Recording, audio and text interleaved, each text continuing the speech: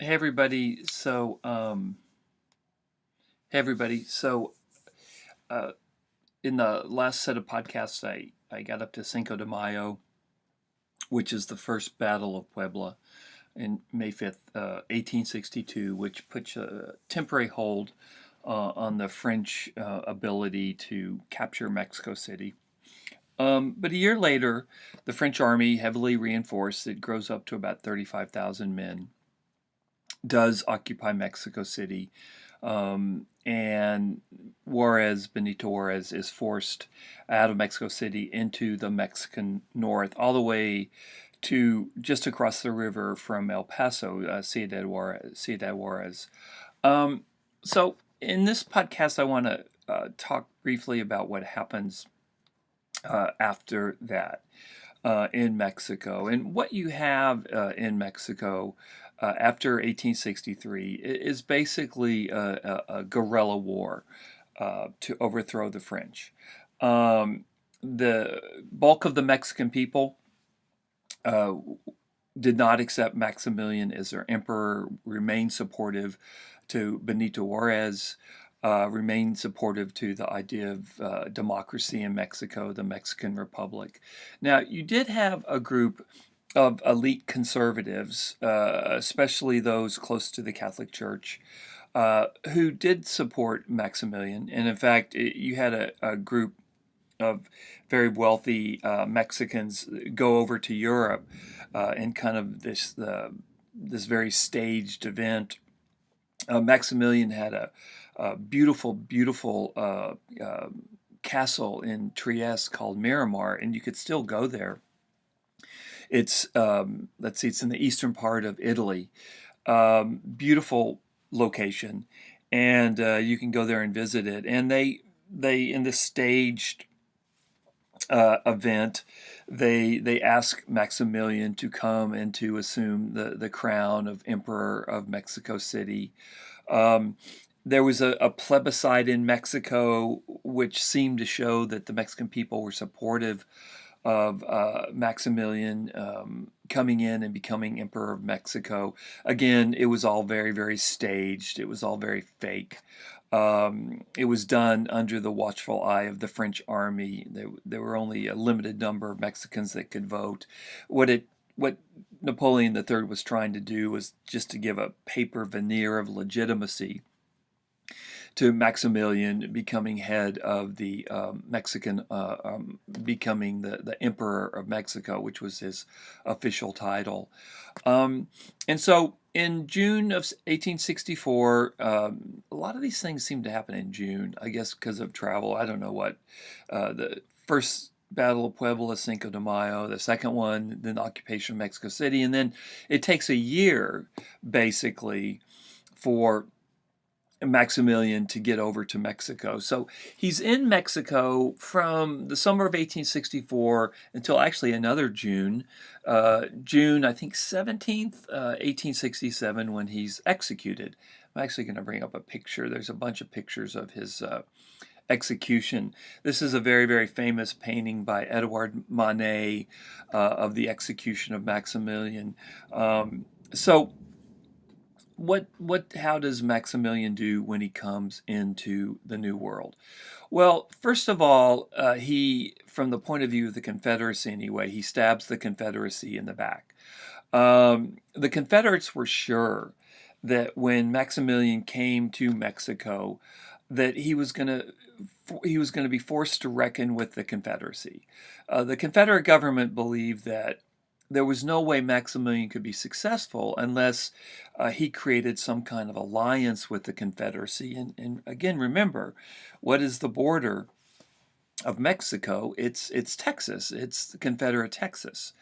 And so the Confederacy is the northern neighbor of Mexico. And the Confederacy, and by the way, the Confederacy, I argue anyway, the diplomats for the Confederacy were pretty clueless when it came to Napoleon III. He outmaneuvered them at every turn. He basically got them to collaborate in the installation of Maximilian as Emperor of Mexico without protesting. And then when Maximilian does become emperor, Napoleon III tells Maximilian, don't have anything to do with the Confederacy. And the reason for this is that Napoleon III didn't want to get into a war with the United States. He knew the U.S. was quite angry, the Lincoln administration, and really most Northerners. They're really paying close attention to what's going on in Mexico, and they're quite outraged at the reintroduction of a monarchy in what they had always considered their southern neighbor. They're angry. They're afraid that there's going to be an alliance between the Confederacy and the government of Maximilian, which really means Napoleon III, because always remember, Maximilian was just a French puppet. He was put on the throne of Mexico by the French army. He was kept on the throne by the French army. When the French army leaves Mexico, he's executed. So there's anger in the north about what has happened in Mexico. There's also fear. There's also concern about a possible Confederate Mexican alliance. And when I'm talking about a Mexican alliance, I'm talking about Mexico under Maximilian. And the Confederates think this is going to happen too. They say, look, to Napoleon III, they say, look, if you want this to succeed, you want this crazy idea that you have of putting Maximilian of Austria on the throne of Mexico, you need for the Confederacy to be successful because you need a buffer between the United States and Mexico, because once this war is over, however it comes out, the U.S. is going to take action. It's going to remember about their Monroe Doctrine. But Napoleon III calculates quite differently. He decides that it's better for him to placate Lincoln and the Union than it is for him to recognize the Confederacy. So very, very much to the disappointment and the frustration of the Confederate government, Napoleon III does not recognize the Confederacy, officially recognize the Confederacy. You do have quite a bit of cooperation between the French army and the Confederate army, especially along the Rio Grande border, once the French make it up to the Rio Grande, which doesn't happen until the fall of 1864, very late in the U.S. Civil War. But it falls far short of what Confederates had hoped for and what they'd expected out of their support of, or they're looking the other way when Napoleon III puts Maximilian on the throne in Mexico. So the Confederacy the Confederate government's really very, very angry at Napoleon III. And by the summer of 1864, the Confederacy starts making noises that perhaps what they should do is that after they win the Civil War, if they could have won it, that they would have created an alliance with the United States to throw Maximilian out of Mexico. It's kind of crazy what the Confederates are doing. At first they send the message to Napoleon III, we're fine with you going into Mexico. But once they realize that they're looking the other way is not going to lead to Napoleon III recognizing the Confederacy, they start talking about an alliance with the United States after the Civil War is over to throw Maximilian out of Mexico. And what they're trying to do now is pressure Napoleon III into recognizing them. And he just laughs. To him, this is, the Confederacy. It's just Confederate diplomats. What they offer him is just a bunch of empty words. He was happy that they were able to collaborate with him, or they were willing to. He manipulates them very, very skillfully. And then later in the war, the U.S. Civil War, when the Confederate government and Confederate diplomats start talking about a possible alliance with the United States to throw Maximilian out of Mexico, Napoleon III just laughs. That was even more of a pipe dream than his attempt to put Maximilian on the throne in Mexico. So basically, the Confederacy is outmaneuvered at every turn when it comes to Mexico.